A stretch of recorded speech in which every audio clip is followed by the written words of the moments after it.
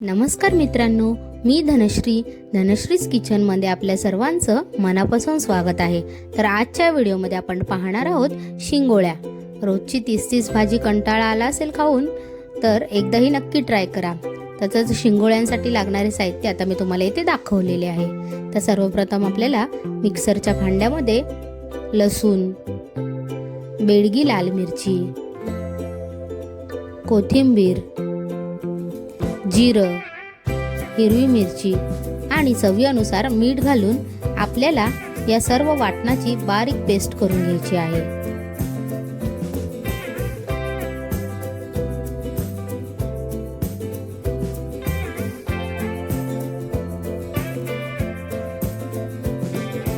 त्यानंतर आता एका आपल्याला परातीमध्ये कोळीत पीठ घ्यायचं आहे।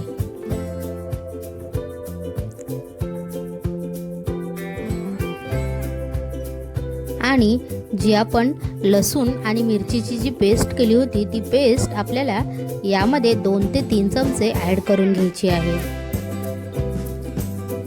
आणि आता थोडं थोडं पाणी घालून आपल्याला हे व्यवस्थित घट्टसर पीठ मळून घ्यायचं आहे।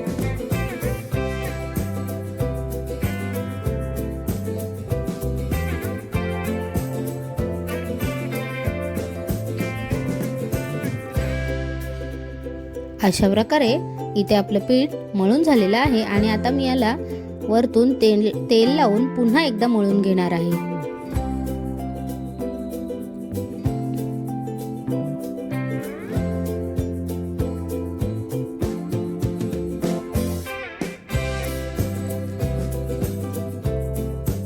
मस्त असं सॉफ्ट टेक्स्चर येईपर्यंत आपल्याला याला मळून घ्यायचं आहे। आता हे मळून झालेलं पीठ थोड्या थोड्या भागामध्ये घेऊन आपल्याला याचे शिंगोळ्यांचे आकार बनवायचे आहेत। तर तुम्ही शिंगोळ्यांचे आकार हे गोल चकली सारखे देखील बनवू शकता किंवा उभे उभे देखील बनवू शकता। असे 2-3 प्रकार येतात शिंगोळ्यांमध्ये, किंवा नुसता गोल देखील बनवू शकता। आपल्या आवडीनुसार जो आकार आपल्याला सोपा पडेल त्याप्रमाणे आपण याचे वेगळे वेगळे आकार बनवून घेणार आहोत। तर इथे मी 2 ते 3 आकार तुम्हाला बनवून दाखवलेले आहेत।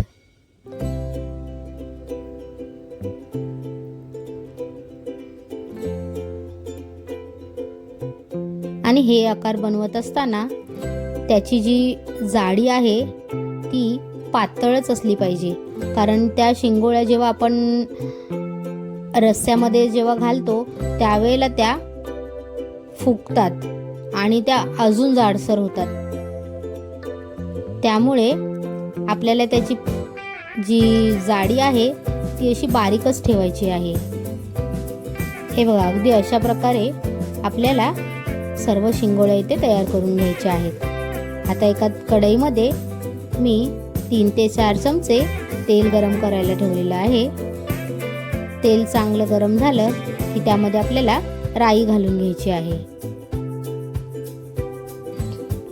राई तेलामध्ये व्यवस्थित तडतडली की त्यानंतर आपल्याला जे आपण लसूण आणि बेडगी मिरचीचं जे वाटण बनवलं होतं ते वाटण आपल्याला ह्यामध्ये घालून व्यवस्थित तेलामध्ये फ्राय करून घ्यायचं आहे। त्यानंतर आपल्याला यामध्ये 1 चमचा हळद आणि आपला घाटी मसाला, जो घरचा मसाला आहे, तो आपल्याला यामध्ये ॲड करून पुन्हा हे वाटण व्यवस्थितरित्या फ्राय करून घ्यायचं आहे। वाटणाला चांगलं तेल सुटलं की त्यानंतर आपल्याला ह्यामध्ये 1 ग्लास पाणी घालून घ्यायचं आहे।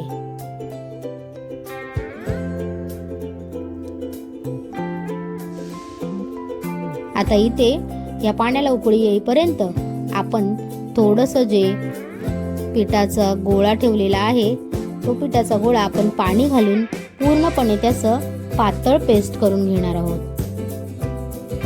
अगदी अशा प्रकारे आपल्याला हा गोळा पाणी मिक्स करून करून अगदी त्याचं पातळ मिश्रण करून घ्यायचं आहे।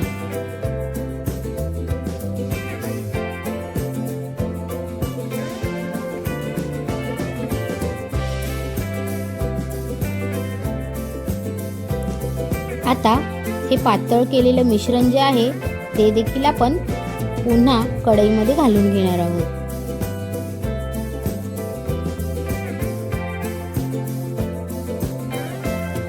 इकडे या पाण्याला उकळी आली आणि मी इथे हे पातळ केलेलं मिश्रण यामध्ये ॲड करून घेतलेलं आहे. आता ह्याला एक उकळी आली की आता ह्यामध्ये आपण शिंगोळ्या घालून घेणार आहोत. हे बघा, अशा एक एक करून मी यामध्ये सर्व शिंगोळ्या सोडून घेत आहे.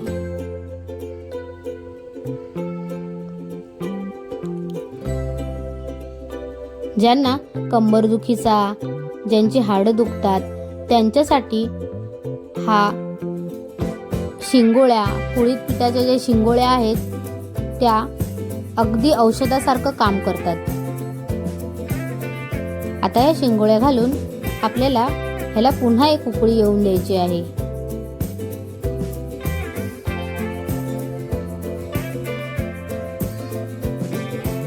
उकळी आल्यानंतर मी गॅस बारीक ठेवल्यामुळे याला व्यवस्थित अशी तेलाची तरी देखील सुटलेली आहे. अशा प्रकारे आपल्या शिंगोळ्या इथे तयार झालेल्या आहेत. तर तुम्हाला आमची ही शिंगोळ्यांची रेसिपी आवडली असेल तर नक्कीच धनश्रीज किचनला लाईक करा, शेअर करा आणि सबस्क्राईब करा. धन्यवाद.